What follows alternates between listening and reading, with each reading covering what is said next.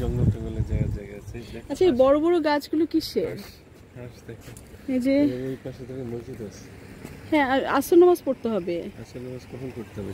এই যে পানি, কুয়া থেকে পানিটা তুলছে। আর আমাদের গাড়িতে আমার আরেকটা ফোনে চার্জ চলে গেছে, তো নূর নবীকে বসিয়ে দেওয়া হয়েছে গাড়ি স্টার্ট দিয়ে। আমার বাংলাদেশ প্রিয় জন্মভূমি।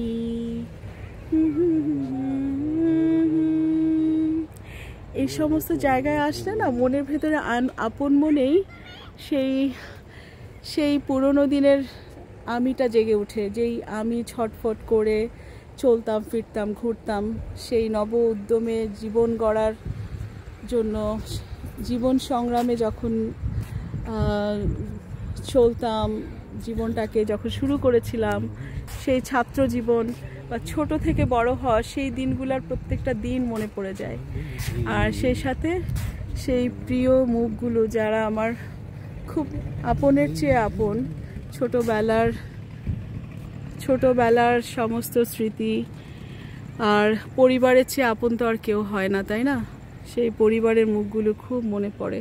মনে হয় সবাই মিলে যদি এই সুন্দর জায়গাটা এসে পিকনিক করতে পারতাম, হইচই করতে পারতাম। খুব শখ লাগে আমার, কিন্তু সব শখগুলো পূর্ণ হয় না। মানুষের জীবনের বিভিন্ন স্টেজে বিভিন্ন রকম হয়ে যায়। সেই পুরনো মানুষগুলোকে আর সেই আগের মতো খুঁজেই পাওয়া যায় না। মানুষ যেন নিজ বলয়ে প্রচণ্ডভাবে আটকে যায়, নিজ বলয়ের বাইরে, নিজের বৃত্তের বাইরে চিন্তাই করতে পারে না। তখন আমার চিন্তার সাথে মিলিয়ে যখন হাতড়ে বেড়াই, কোনো চিন্তার কোনো মিল পাই না। মাঝে মাঝে কষ্ট হয়, কষ্ট লাগে, দুঃখ লাগে। তো সুন্দর, আসলে সুন্দর জায়গাটা। এটা হাত্তা ওমান, পুরো ইউইটাই নানা রকম করে সুন্দর। যারা বলে ইউই আর্টিফিশিয়াল বিল্ডিং, খুবই ভুল। ওরা আর্টিফিশিয়াল, ন্যাচারাল, এই যে পাহাড়, পাথর, সমুদ্র আর অফুরন্ত মরুভূমি, এগুলো তো আর্টিফিশিয়াল না। সে আর্টিফিশিয়ালের বুকে নিজের মতো করে আপন রঙে আঁকা, আপন প্ল্যানে জাগানো যেই সুউচ্চ ইমারা, একটা থেকে এক একটা সুন্দর, সেটা কি সবটাই আর্টিফিশিয়াল? মোটেও না। এটা বরঞ্চ একটা ন্যাচারাল পৃথিবীর বুকে মানুষের সূক্ষ্ম ব্রেনে তৈরি করা একটা সুন্দর নতুন পৃথিবী। হ্যাঁ, হতে পারে।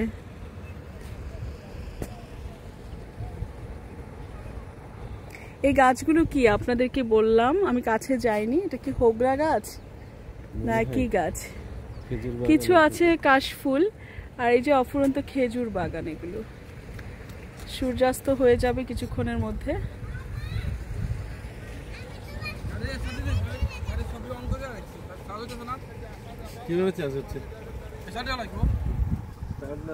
আমার ফোন চার্জে রেখে আসছে।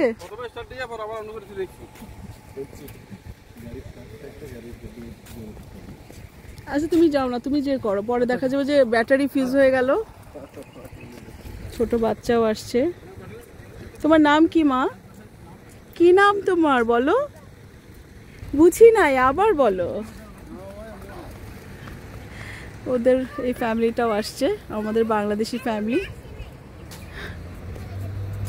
তুমি স্কুলে যাও? তুমি কি স্কুলে যাও মা? বলো, তুমি কোন ক্লাসে পড়ো? নার্সারি 1? তুমি স্কুলে যাও? গুড। আপনি কি হন? ওর মামা না চাচা? মামা।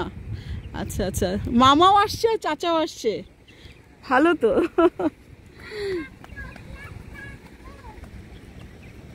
আসলে এই জায়গাটা ঘুরে দেখার জন্য একটুখানি সময় মোটেও এনাফ না।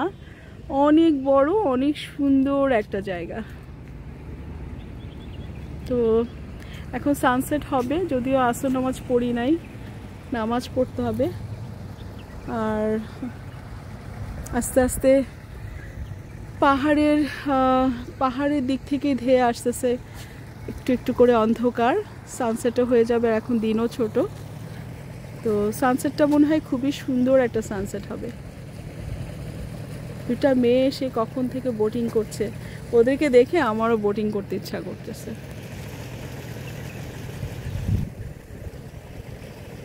আপাতত এখানেই রাখছি, আল্লাহ হাফেজ।